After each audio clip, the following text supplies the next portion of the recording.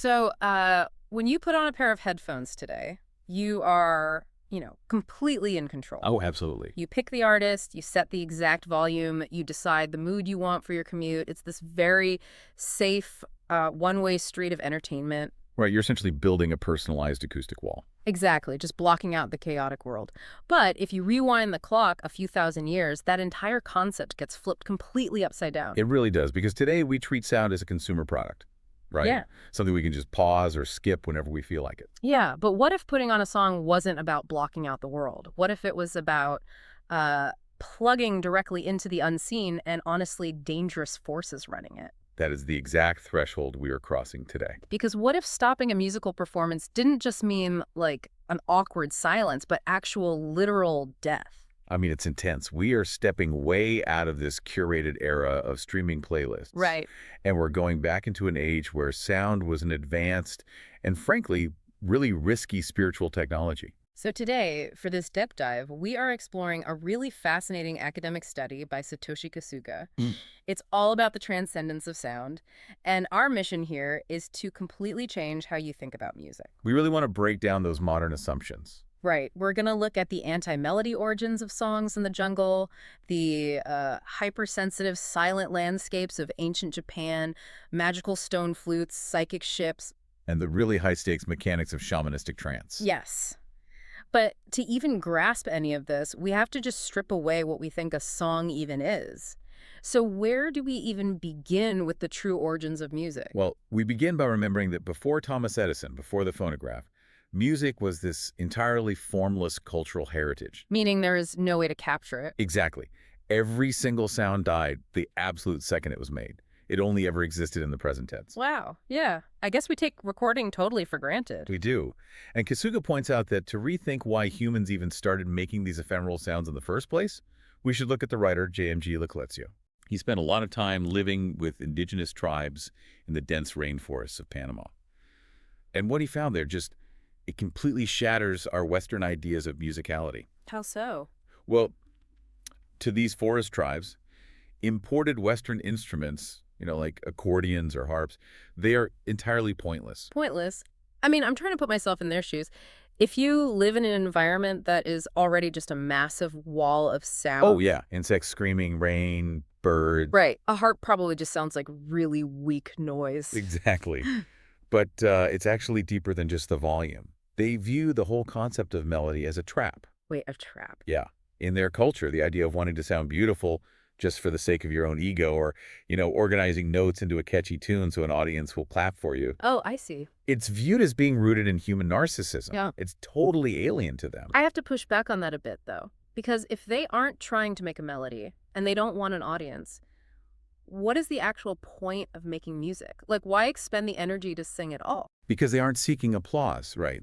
They are seeking integration. Integration with the forest. Exactly. They want harmony, but not in the musical chord sense. Mm. They're using sound to physically blend into the voices of nature. The monkeys, the jaguars, all of that. The whole canopy. And crucially, the spirit world that's interwoven through all of it.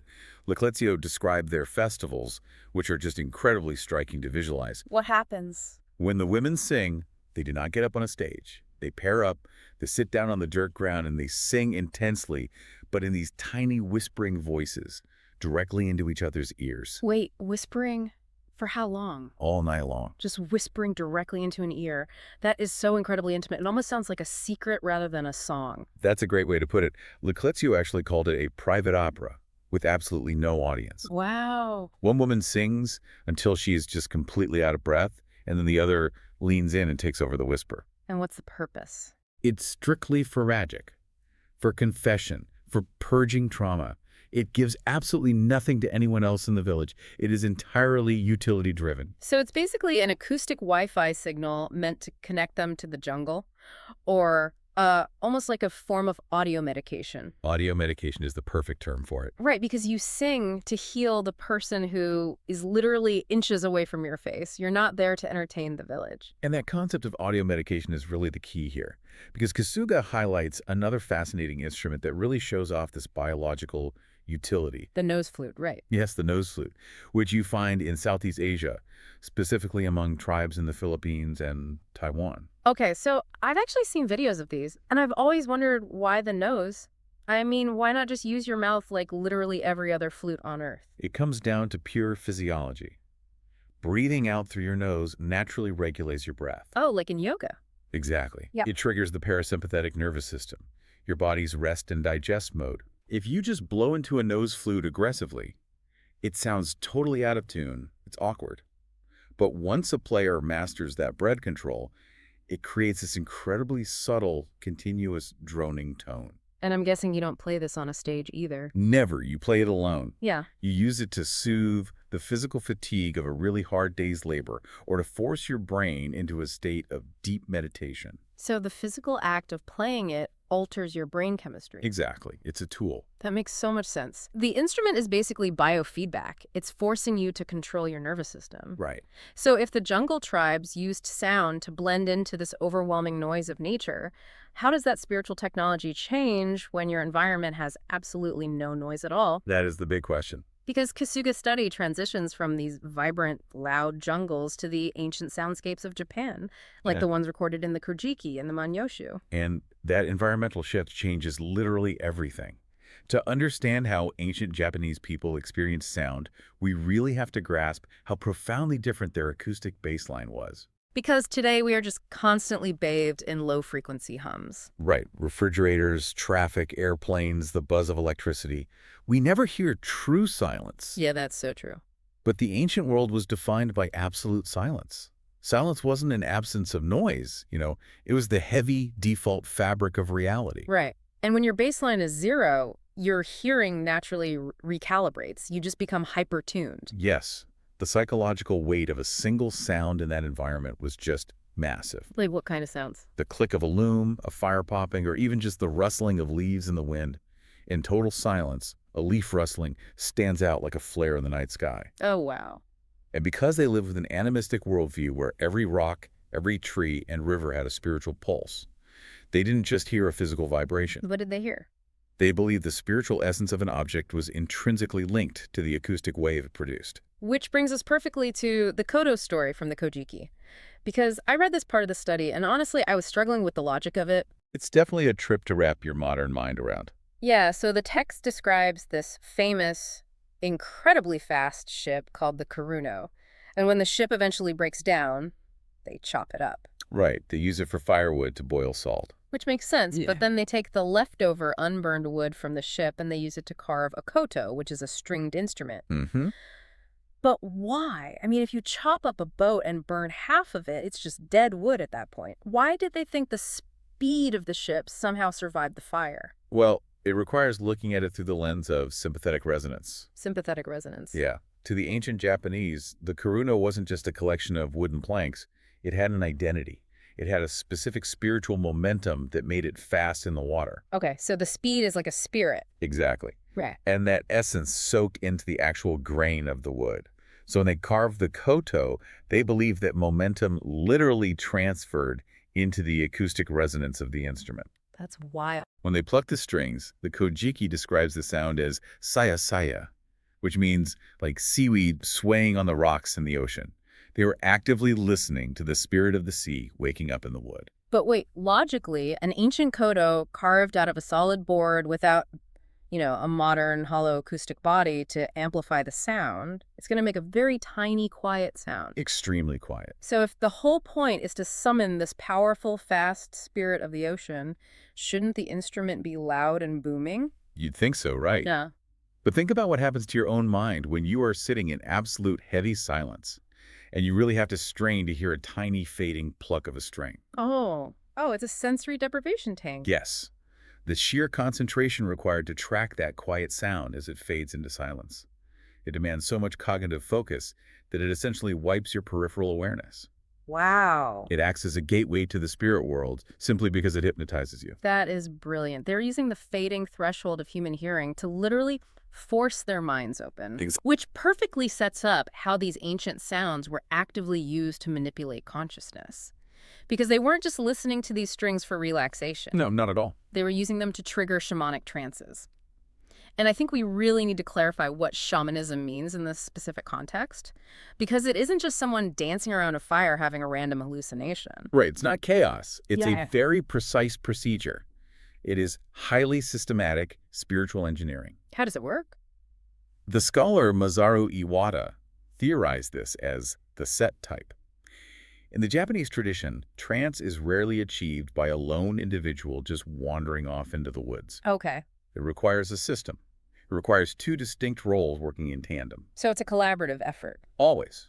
You have the shaman or the medium. That's Yeah. the physical vessel who actually gets possessed by the spirit. Right. But just as important, maybe more important, is the spirit controller, historically called the sanaiwa. The sun. Yes. The controller is the one who plays the music, safely induces the altered state in the shaman, and then actually interrogates the spirit once it arrives. Okay, let's build out an analogy here because the dynamics are really intense. It sounds a bit like deep sea diving. Oh, I like that. Yeah. So if the shaman is the diver, plunging down into the dangerous, highly pressurized depths of the spirit world, then the controller is the crew up on the boat. And the music is literally the oxygen tether keeping them connected to the surface. That's terrifying, actually. It is. The controller manages the rhythm to lower the shaman down safely. If the controller zones out, or, if the rhythm falters, they've cut the line. And what happens to the shaman? The shaman could be lost in the trance, or worse, completely overwhelmed by the entity. And the actual stakes of that tether are laid out in the historical story of Emperor Chwai, which is honestly just terrifying. It's a very stark warning from the ancient chronicles, yeah. So what happens? In this ritual, Emperor Chwai was acting as the musical trigger. He was the one playing the kodo. His minister, Akeshuchi no Sukune, was acting as the controller managing the sacred space. And the empress, Jingu, was acting as the medium. Okay, so the emperor is plucking the kodo, creating that hypnotic, fading sound we talked about.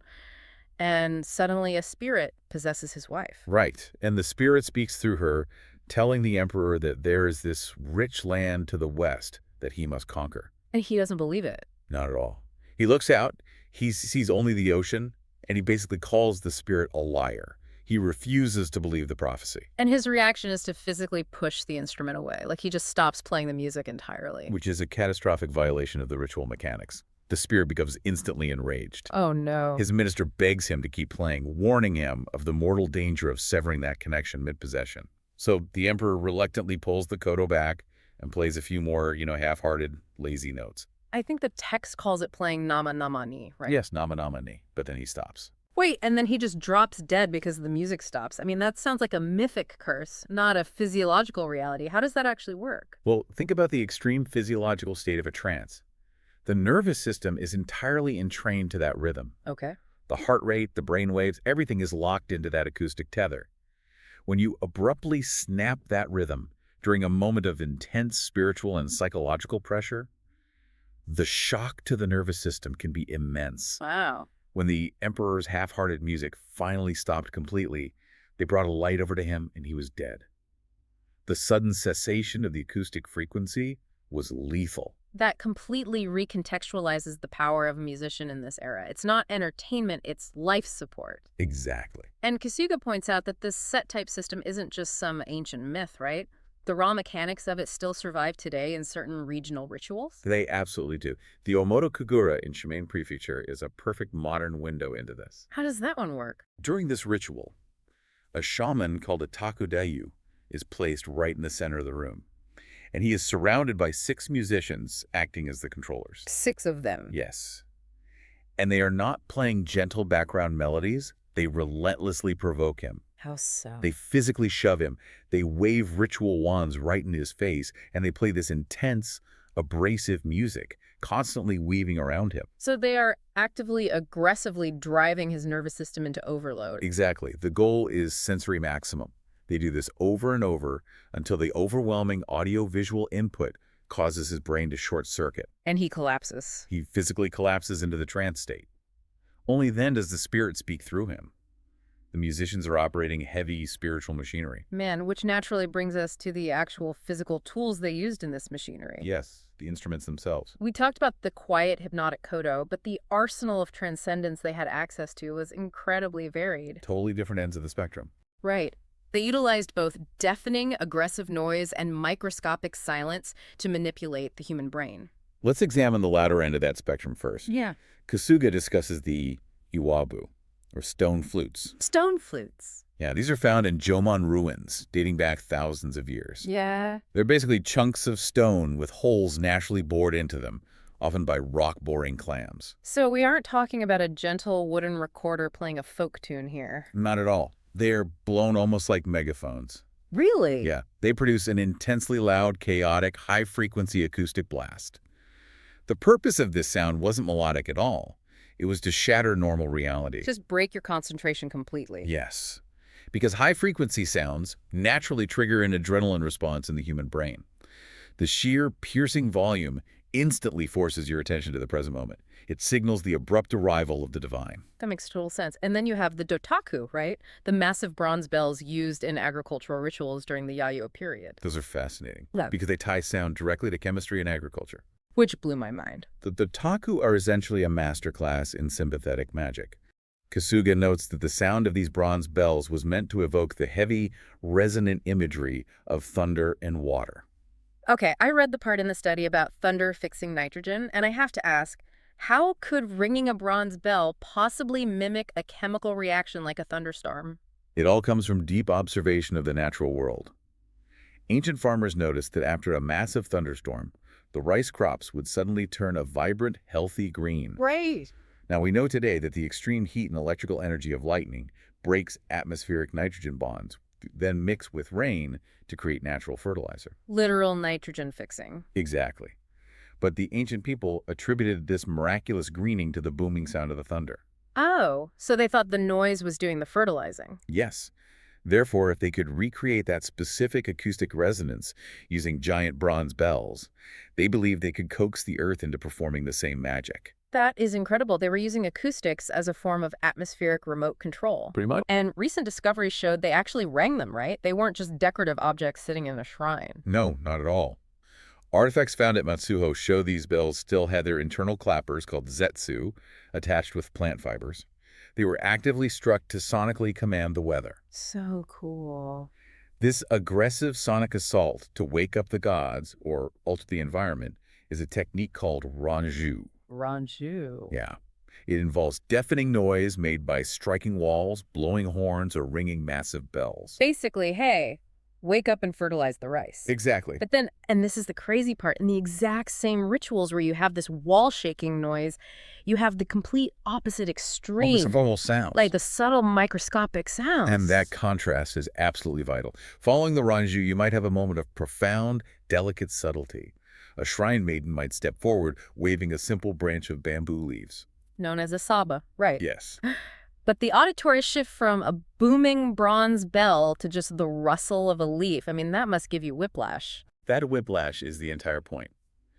The tiny, almost imperceptible rustling of those leaves was believed to be a tamafuri, a form of sonic magic. How does that work? Well, after the bells break your reality open, the piney sound of the leaf forces you to lean in and focus completely. That intense concentration was thought to possess the power to invigorate and heal a weakened human soul. Man, they were audio engineers of the human psyche. They knew exactly when to overwhelm your nervous system with bells and when to draw you into a microscopic rustle. The dynamic range is how they bypass the logical brain. And, this mechanism transcends borders entirely. Oh, really? Yeah, Kasuga connects this Japanese technique to Balinese Hinduism. Okay. In Bali, a priest of the Pamanku often acts as both the trancer and the controller simultaneously. They manage the acoustic chaos of an entire village. So they're directing the whole crowd. Exactly. The raw power of the gamelan orchestra, with its aggressive interlocking metallic rhythms, combined with extreme physical acts like eating hot coals while dancing. It forces the entire community's collective mind into an altered state. It's just staggering to think about. The technology of sensory overload is universal. It really is. Well, let's take a breath and look at the massive journey we've been on today. We covered a lot of ground. We really did. We started by completely rethinking the purpose of music. Leaving behind the ego of melody for the whispering, anti-narcissistic healing songs of the Panamanian rainforest. Right.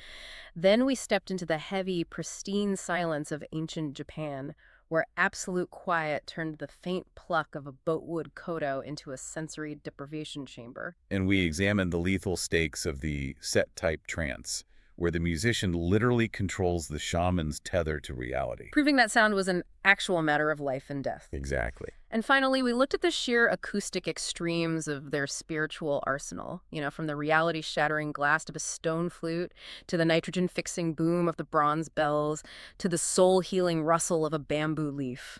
It completely dismantles the idea that listening is a passive activity. It demands that we reconsider our relationship with our own ears.